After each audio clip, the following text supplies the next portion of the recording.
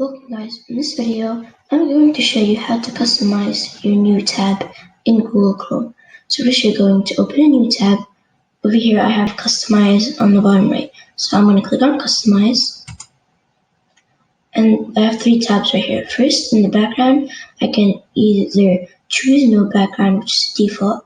I can choose a background from any of these, or I can upload from device. I'm going to upload from device. And now the background changed to the image that I chose. Now I'm going to go back to the Customize feature, and I'm going to go to the Shortcuts tab. Over here I have My Shortcuts, Most Visited Sites, and Hide Shortcuts.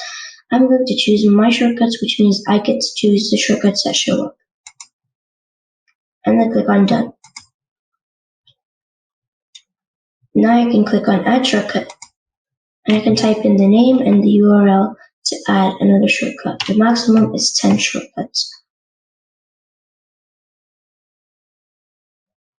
And then over here we have color and theme, or you can choose a color.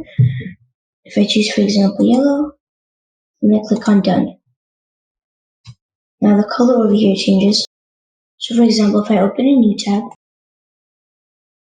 this tab will have a yellow background.